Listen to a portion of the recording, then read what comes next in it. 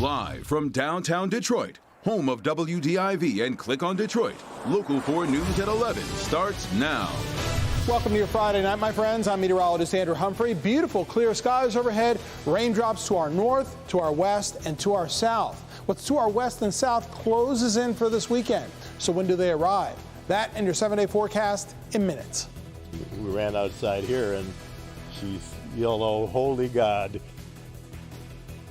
A chaotic scene on Detroit's west side after a driver loses control, causing a violent crash.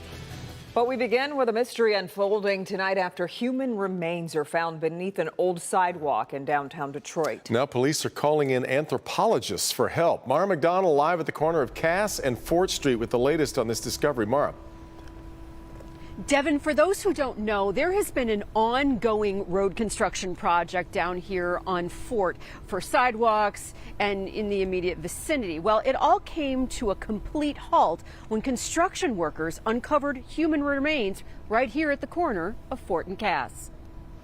Construction workers tearing up old concrete made the discovery when portions of a skeleton became visible. There is certainly no known burial ground here, and the depth that workers went was not so terribly deep. Police sources confirming for us tonight they have found the skeletal remains of a man, but not all of him. Missing is his skull and a part of his torso, which led police and anthropologists to this dirt pile today, where the debris from the construction project, along with concrete debris, is being stored until it can be moved out. They were sifting through all of it today, looking for the missing pieces, which has police wondering whether the body was intact when it was put here. The rest of the remains have been taken to the Wayne County Medical Examiner's office for testing. Back here live, so the two key questions tonight that DPD is trying to figure out: who is he and how long has he been here? We're live downtown tonight. I'm Mara McDonald, Local 4.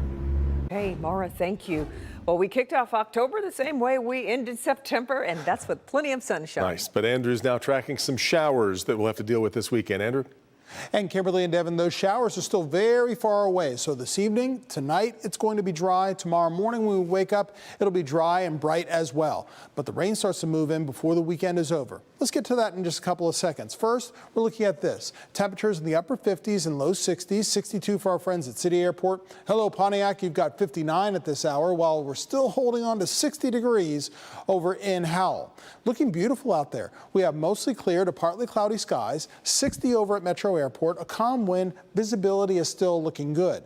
Now, the rain is still off to our west and down to our south. You can see it's a mixture of just basically scattered light to moderate showers back toward Chicago, some heavier shower activity over toward the plains, but also in parts of Missouri. All of this slowly gets together, and as it does, it'll provide some showers, but not until late tomorrow. Most of Saturday is going to be dry. And we'll start off with chilly to cool conditions as we start our Saturday. Temperatures where they are now, near 60, fall a few more degrees into the low 50s when we wake up on Saturday. We'll talk more about when that rain arrives for late tomorrow, but does it last into Sunday? More on that and your 7-day forecast coming up. All right, Andrew. Tonight, there are promising results for a pill to prevent severe COVID infection. Merck announcing its experimental pill reduced hospitalizations and deaths by half in those infected. It plans to ask for emergency use authorization as soon as possible. California will mandate the vaccine for children in schools once the vaccine gets full approval for kids. And Supreme Court Justice Sonia Sotomayor ruled to allow New York City's vaccine mandate for public school teachers and staff. Meanwhile, Michigan reports 8,058 cases and 79 deaths in the last 2 days. That's an average of more than 4,000 cases per day. A car ends up crashed in a yard after a driver loses control on Detroit's west side. This happened on Minnick Street near Evergreen. There was heavy damage to both cars involved, and we're told a driver lost control, then hit another car that was parked in a driveway, and then the whole crash spilled into a neighbor's yard. Heard a big bang and we both jumped up and we ran outside here and she's yelled, "Oh, holy God." And then I knew something bad happened. Neighbor tells us he saw a woman being treated for injuries, but we are still working to find out more about what happened. Updates as we get them.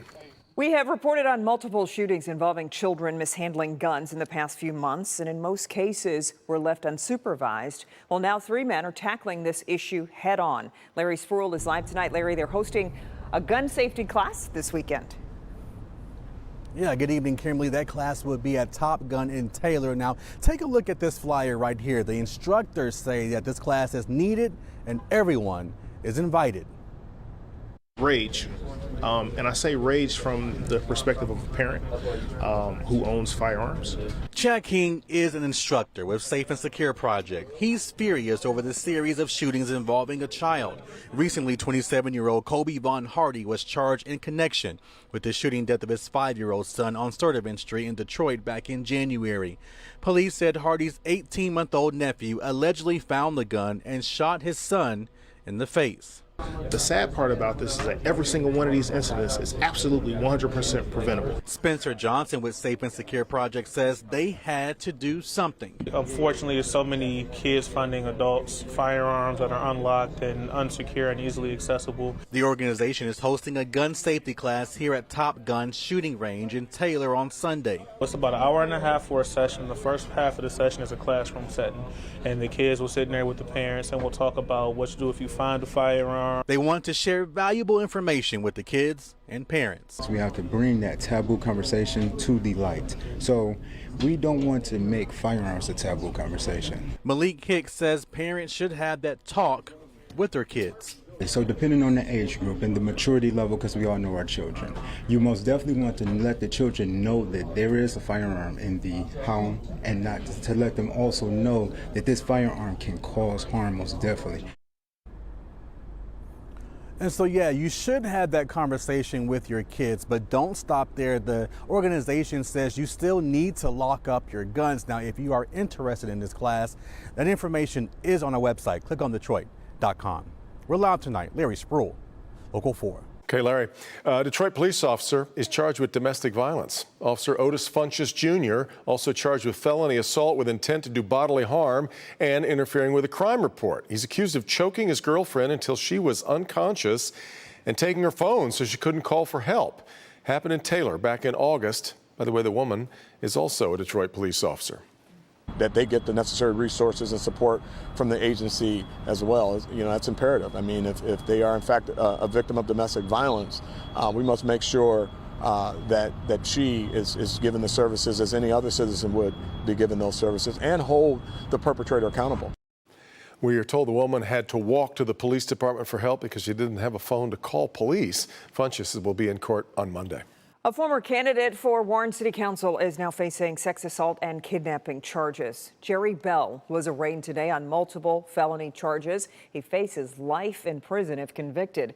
We are not identifying the alleged victim, but she was formerly in a relationship with him. Bell ran for Warren City Council back in 2019. He's being held on a $500,000 bond. Sterling Heights man is accused of selling thousands of opioids for cash out of his pharmacy. The DEA raided the Great Health Pharmacy on John R. in Madison Heights today. Yusuf Kosho is charged with multiple felonies. He's accused of selling opioids for cash. The feds seized $380,000 from his accounts and found $1.2 million in cash in safe deposit boxes. He's also accused of prescribing without a license. Still ahead, a Macomb County man charged by the feds for stalking and threatening his ex-wife. We'll have what else he did that left a local judge fearing for her life.